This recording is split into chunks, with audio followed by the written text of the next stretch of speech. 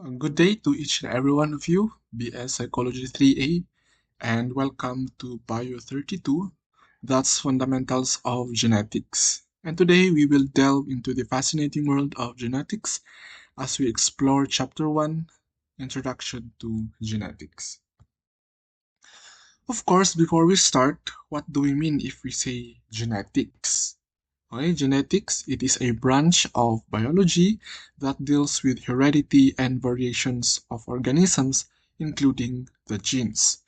And if we say that genetics deals with heredity, what do we mean by then also if we say heredity? Okay, heredity is also called inheritance, and in here, we are trying to understand how particular traits are being passed from a biological parent to their offspring on whether sexual or asexual reproduction. For instance, if we're going to look in this image here, this child, as we can observe, questions come like how come she inherited her father's blue hair and not her mother's blonde hair?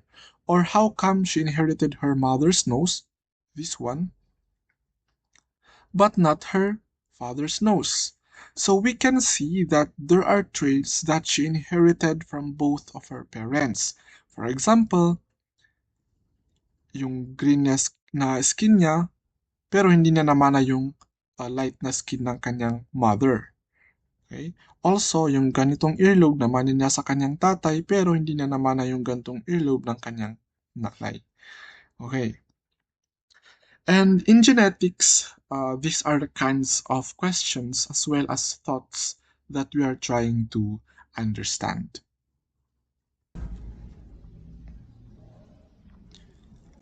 Also, in genetics, we are dealing with variations. And if we say variations, this talks about the differences in both genotypic and phenotypic terms among individual organisms of the same species. Okay, these genetic variations or genotypic variations, these are the differences in the DNA makeup of each organism. So kahit magkakapamilya kayo, you have varying genetic informations, you have varying DNA makeup. Paano naman yung mga yung mga identical twins, yung mga monozygotic twins or yung yung tinatawag natin na fraternal twins? Well, for that case, pareho sila ng DNA makeup.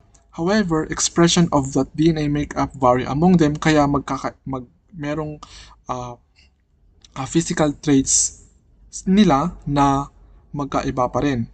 And we will discuss further on that later on kung paano nangyayari yan. And balik tayo, as I have said also, there is also a phenotypic variations, not only genetic variation. And these phenotypic variations, these are the differences that we see outside of the organisms. Okay, naintindihan? These are the physical traits that we see on each organism, mapahalaman man yan, or animals, or bacteria, and so on.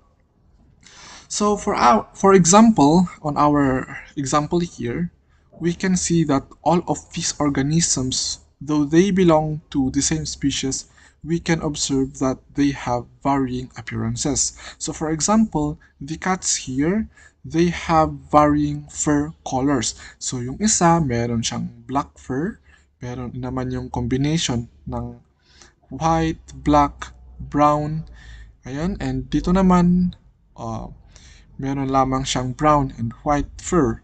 And dito sa pang-apat, the same with this one, combination of white, black, and brown. Okay, also for the species of Homo sapiens, we humans, obviously we have different appearances. For example, this one, she has a light skin. However, I mean this uh, individual here, he has a darker complexion. Also, meron naman yung blonde hair, meron yung curly hair, merong red hair, meron naman yung uh, brown, and so on. Also, for plants, we can also observe different variations in plants, including their fruits. So, for example, this species of bell pepper here, though they belong to one species, they have varying fruit colors. So we have here red, merong orange, and merong green. Also, genetic variation in combination with environmental variation causes the total phenotypic variation seen in a population. So for example, this individual here, for example, he is a Filipino, and we know that Filipino has are morena or moreno. And pag isasama pa natin yung work niya, for example, farmer, alam naman natin yung mga farmer, lagi silang naiinitan, laging babad sa init. And with that reason, magiging darker yung skin nila because of the UV rays, because of the sunlight. And sabi dito, together with genetic variation as well as the environmental factors, it together with the environmental factors, yun na yung magiging total phenotypic variation ng isang individual or ng isang population. Okay, nakuha? Okay, so all these variations and heredity happens because of the genetic material that makes up an organism. Okay, remember that the level of organization of an organism starts from a cell. So if you're going to look into this cell, okay, this translucent image here, inside that one we can see the nucleus. And inside this nucleus are the chromosomes, which are the genetic material. Okay, so this genetic material, these chromosomes, are basically composed of coiled chromatin. So if you're going to uncoil this chromosome here, we come up with this structure, which is a chromatin. Now this chromatin are composed of coiled DNA coiled together by a protein known as histones. So these spherical structures here, these violet structures, are the protein called histones, and this tube-like structure are the DNA. So if we're going to get this DNA and stretch it, we come up with this structure. And in this DNA, we can find the genes. And gene are the basic unit of heredity. Bakit sinabi natin na genes are the basic unit of heredity? Kasi in these genes, they have the information on how an individual person must look like. So for example, kumbaga yung gene na ito, para silang cookbook. Okay, so analogy natin is cookbook. So para silang cookbook that they contain the information on how to make a protein which would now be expressed by our body. Bakit protein? Kasi yung protein na ito, they make up all, okay, so lahat ng traits natin are composed of proteins. For example, yung skin natin, bakit siya brown? It is because of the protein melanin. Also, bakit yung hair natin brown and curly? And it is because of the protein keratin. Okay? Also, our nails, they are composed of proteins. Okay? And some other structures of our body are composed of proteins. So yung gene na ito, they contain the information on how proteins are to be made that our bodies would express as our traits. So for example, itong DNA na ito, this section is a gene that codes for the expression of protein melanin. And in this section also is another gene that codes for the expression of protein keratin. So, ganon.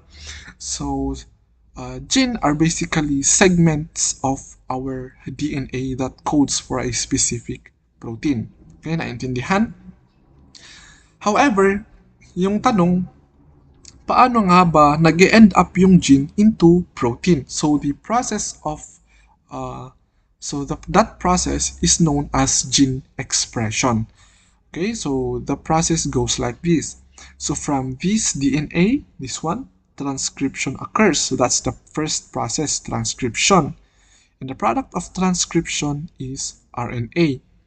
And from that RNA, translation occurs to produce a protein. And from that protein, it will be now expressed as our traits. Okay? Ayan, so bago ko i-explain yung process ng gene expression, we must understand kung ano ang din ay DNA at ano ang gene. Okay? So, a gene is particularly a segment of a DNA. Sinasabi ko na yan kanina. So, sa kahaba-habang DNA, a segment of that. For example, kukuha tayo ng gantong segment lamang, and that is what we call a gene. And this gene contains the on information on how proteins are to be made. Okay, so to continue, we also need to understand that a DNA is a double helix. This one. So this is the sugar phosphate backbone. Itong dalawa na yan. And they contain also base pairs dito sa gitna held together by a hydrogen bond. And this is what we call the nitrogenous bases. So, we have here the nitrogenous bases. Merong guanine, merong cytosine, merong thymine, and adenine. And we must understand that guanine is always paired with cytosine.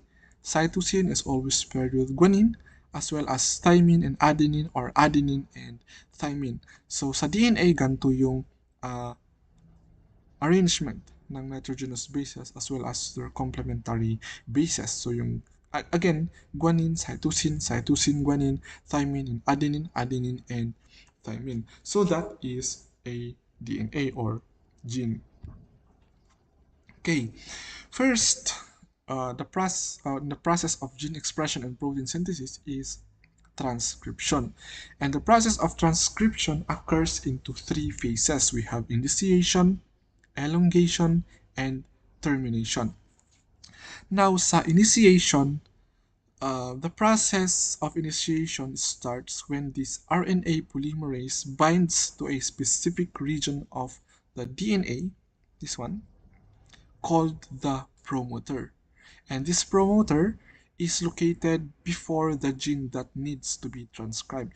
So, gagawa ay mag-stick up tayo sa expression of melanin. So for example, this is a gene that needs a gene for the expression of melanin that needs to be transcribed.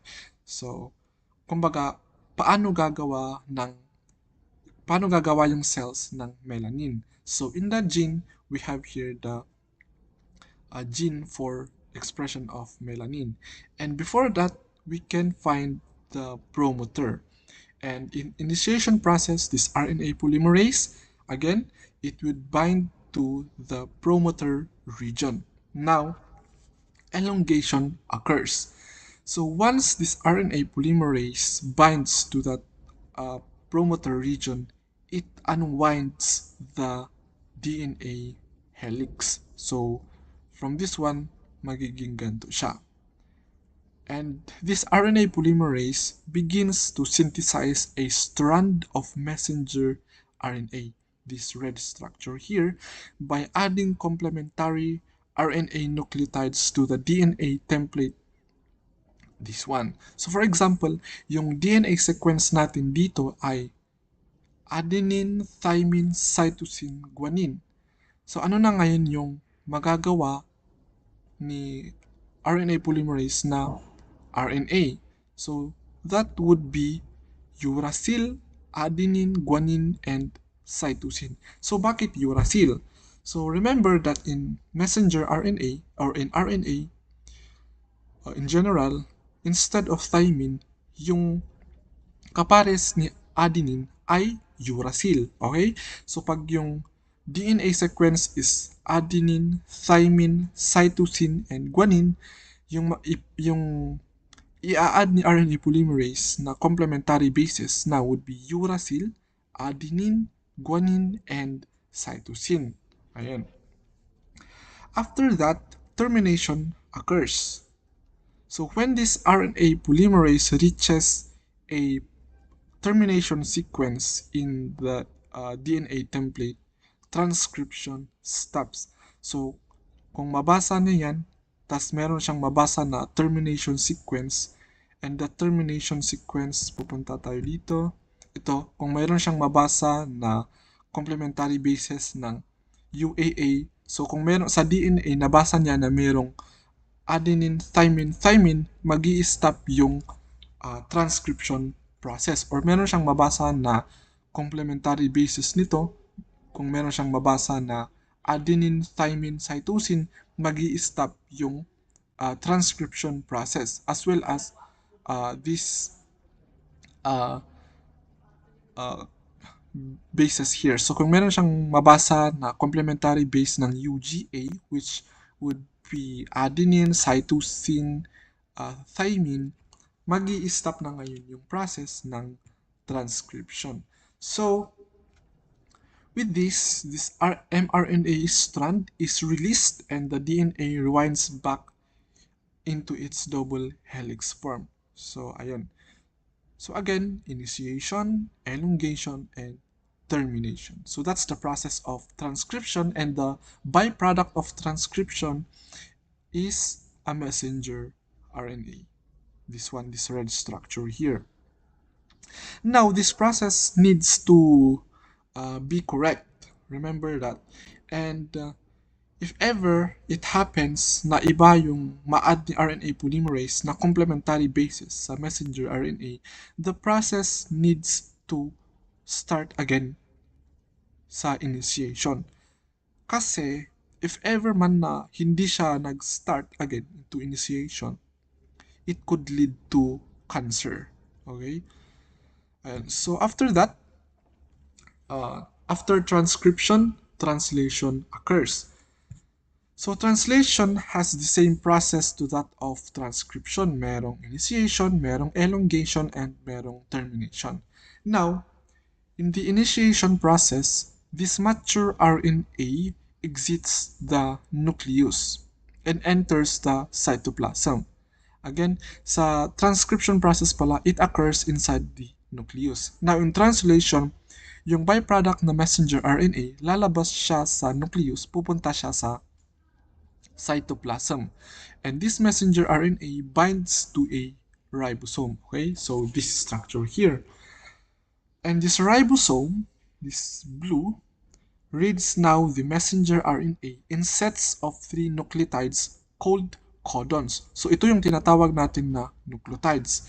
And this ribosomes reads these nucleotides in sets of 3 bases called codons. So GGU is one codon, UCA is one codon, GAG is one codon, GUG is one codon, AAA is one codon, and so on. So ganun yung pagbasa ni ribosome from 5' to 3'. Okay, so that is the process of initiation. Now, in the elongation process, papasok na ngayon yung structure which are known as the transfer RNA, yung mga yan. Now, this transfer RNA, meron silang anticodon na sinasabi natin, and this anticodon are the complementary bases of these codons here. So for example, yung GAG, yung complementary yung anticodon niya na hawak ni transfer RNA is CUC. Ito namang si GUG, yung complementary codon niya is CAC, di ba? So guanine, cytosine, uracil, adenine, guanine, cytosine, ganon. As well as this one, pag nabasa ni ribosome na yung codon is adenine, papasok si transfer RNA na yung anticodon niya is UUU. And this transfer RNA, meron din silang hawak na amino acids, these ones here. Okay? Naintindihan? And these amino acids will be attached to each other para ah, mag para to form a polypeptide chain. Okay, naintindihan? So for example, if this ribosome, pag nabasa niya na GGU, yung codon here, papasok si transfer RNA na yung anti-codon niya is cytosine adenine. Nahawak niya yung ah, nahawak niya yung amino acid na glycine. Okay? Naintindihan? Ito. Pag nabasa ulit ni ribosome yung ah, codon na UCA, pupunta si transfer RNA na yung anti-codon is adenine, guanine, uracil at hawak niya yung amino acid na serine. Ito. And itong transfer RNA, i-attach nila yung amino acids together to form a polypeptide chain. So, ito now yung byproduct na polypeptide chain. So, balik tayo doon. Ito yung mga anti-codon na hawak ng mga uh, transfer RNA. Itong mga to. So, uh, kung yung transfer RNA, yung hawak niyang anti-codon is UUU, yung i-attach niya na amino acid is phenylalanine. So, as well as UUC. Pag yung anti-codon naman is UUA, yung amino acid na hawak ni transfer RNA is leucine. And also, yung translation process pala, mag-start siya sa anti-codon. Babasahin ni ribosome yung yung codon na UA, I mean, yun, UA cytosine, and papasok yung transfer RNA na hawak yung AUG, na hawak yung methionine. And doon mag-start yung translation process. Hanggang pag nabasa ni ribosome yung UAA sa messenger RNA natin, mag-i-stop na ngayon yung translation process. So, ganun yung process ng translation. So, the byproduct of translation is a polypeptide chain. So, this one is the polypeptide chain. So, for example, this first dot here is methionine and yung last dot here, kasi yun yung end ng translation, that would be, ayan, ganun yung process. So, this polypeptide chain now would be modified by our Golgi complex to become a functional protein through a process of proteolysis, glycosylation, and phosphorylation.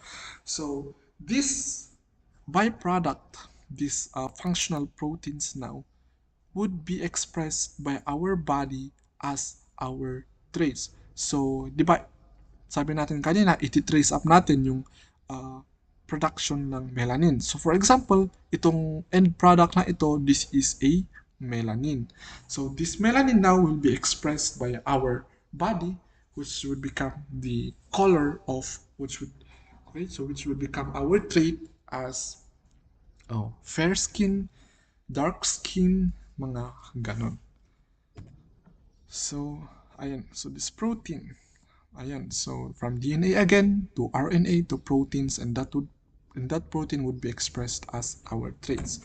So, ito yung mga example ng gene expression. So, yung eye color, this is because of the protein melanin. Also, our hair type, as well as hair color, that's because of the protein keratin. So, merong red na buhok, merong brown, merong blonde, and so on. Also, our skin color as our example, as well as itong muscle mass and strength, it is because of the protein actin and myosin that makes up our muscles. Okay? Also, those one example are our blood type. So the protein glycoproteins that's present in the surface of our red blood cells determines our blood type. Okay? Also, yung mga individual that are lactose intolerant, they do not have that gene to code for the protein lactase. Okay? Because a lactase digests the lactose that are present in our dairy product. So, kung walang lactase na napoproduce ng ating katawan, you cannot digest that lactose na meron sa mga dairy products. That's why nagkakaroon ng mga symptoms na diarrhea, stomach ache, mga ganon.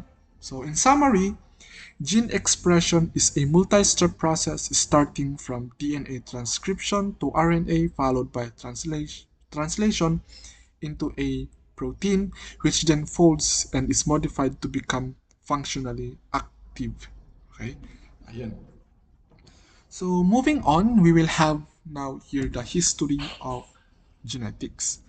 So long before all the advances in genetics that we have discussed, people have known about inheritance for a long time because of their detailed observation to their environment.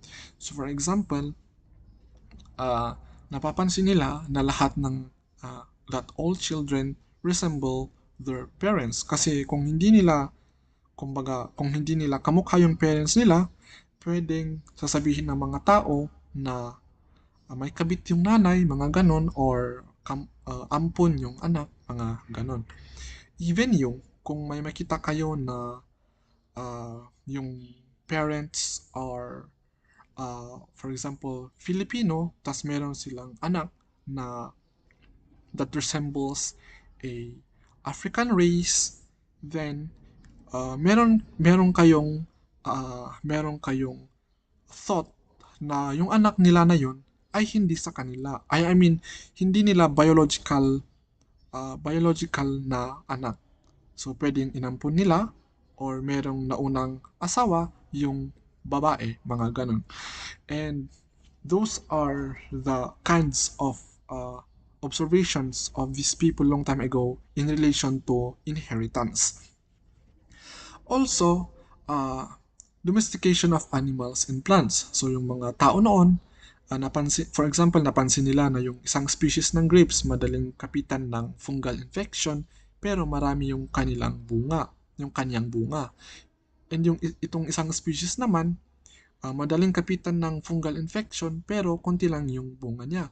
So napansin nila na pwede nilang i-crossbreed yung dalawang species na ito to come up with a better quality of grape species. So ganun yung nangyari yung observations nila noon.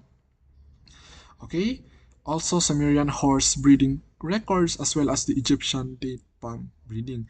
However, kahit alam nila yung idea about inheritance, hindi nila naiintindihan yung reasons behind these observations. Wala silang alam about genetic materials. Wala silang alam about DNA and wala silang alam about gene expression. With that, incorrect ideas emerged because of those lack of knowledge about inheritance. So for example, the spontaneous generation theory, ang alam nila, yung life, it can come from non-life. Kasi na-observe nila na yung nabubulok na karne, nagkakaroon ng maggots. However, yung totoo nun, all life comes from other life. Nangingitlog pala yung mga flies sa pabulok na karne, kaya nagkakaroon ng maggots yun. Okay? Also, sabi nila, they can make monstrous hybrids. Pwede silang gumawa, for example, in this example here, pwede silang gumawa ng hybrid ng wolf tsaka eagle. And we know that it is not possible because of the species concept. That offspring only arise when two members of same species mate. So, hindi pwedeng magkaroon ng hybrid ng tao, for example, ng tao tsaka kabayo para magkaroon ng tigbalang, mga ganon. And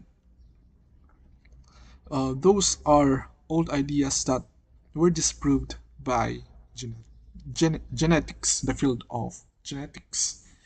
Okay, also, sabi din ng mga tao noon that these egg cells or sperm cells are miniature humans na mag-grow lang into an adult form or adult human. And that's not true because organisms develop by expressing information carried in their heredity material. So these sperm cells and egg cells are the gametes, as we know.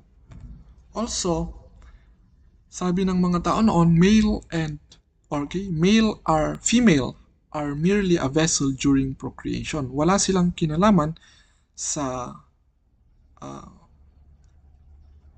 sa pregnancy. They are just merely vessel during procreation. Nagbubuntis lamang sila, and uh, also sex is not related to reproduction. Walang kinalaman daw yung sex sa reproduction. However, we know that male and female parents contribute equally to their offspring via the gametes that each reproduce. So for female, they reproduce egg cells, and male, they reproduce the sperm cells. And fertilization occurs to produce the fetus. Okay, so that would now become the offspring of the male and female parents. Okay, so moving on. Okay, so for your activity 1, so titingnan ko kung nakinig din kayo sa discussion na ito. Ito ay yung magiging activity 1 ninyo. So in an A4 bond paper, you choose one figure in the field of genetics and make a infographics about his or her contribution in the field of genetics. So again, your activity 1, you make an infographics, you choose one figure known in the field of genetics and you make an infographics about his or her contributions in the field of genetics.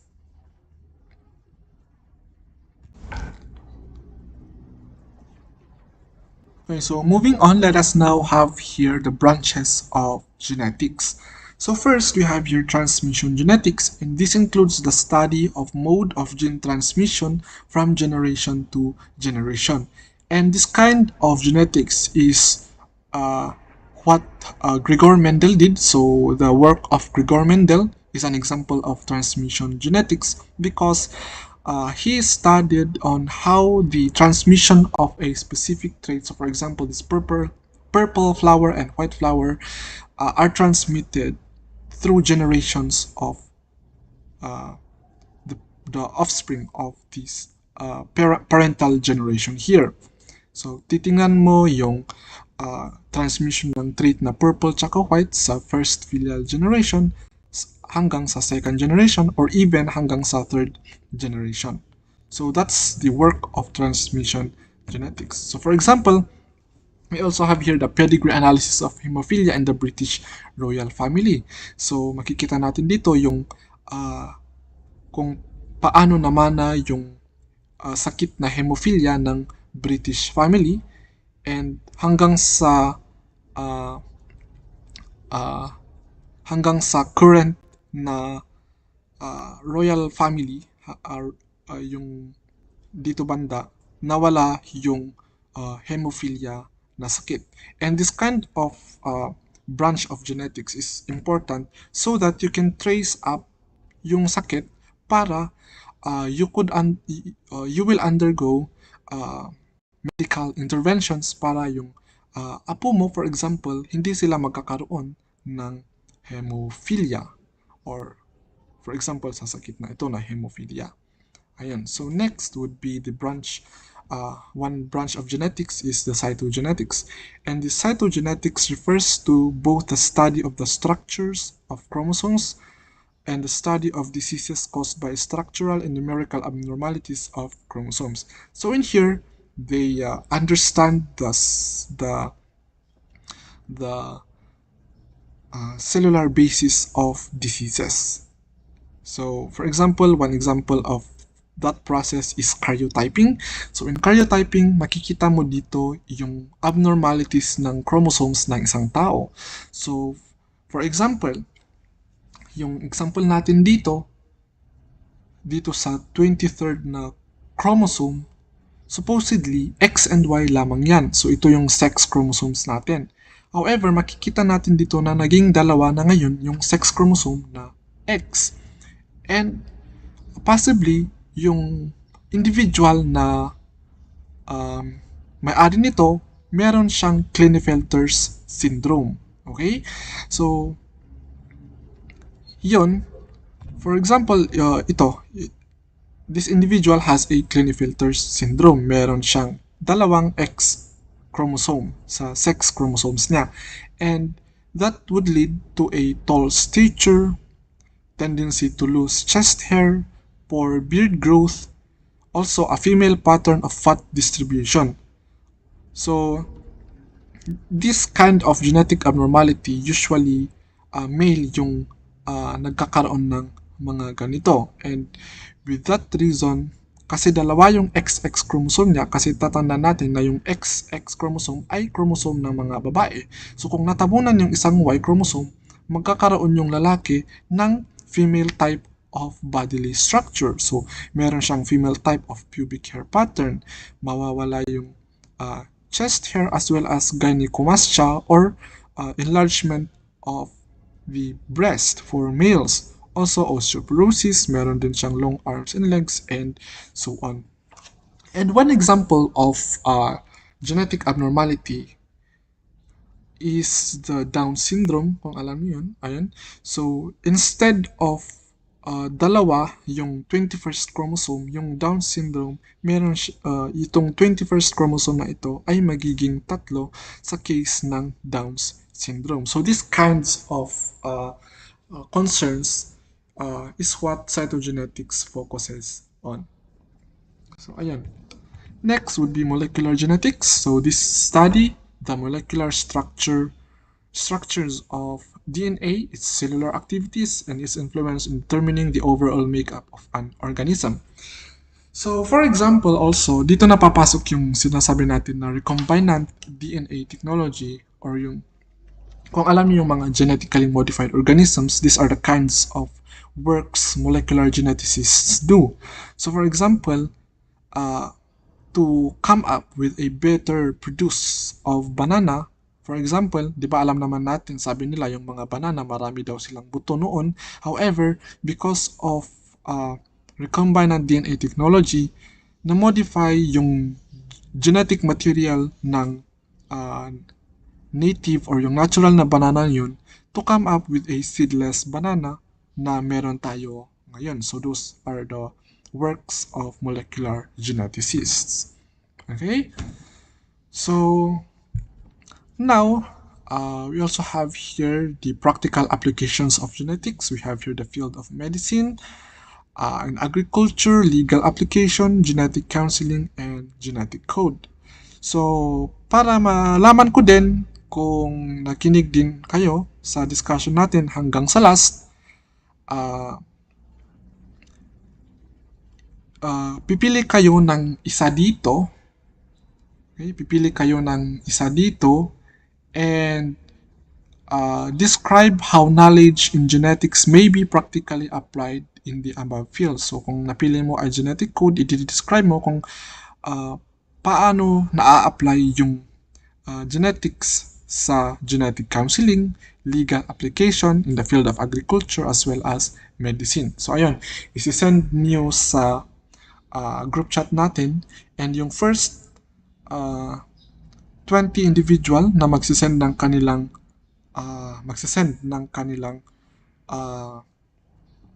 answer will get additional points as your recitation. Okay? So that's it for our Chapter 1, Introduction to Genetics.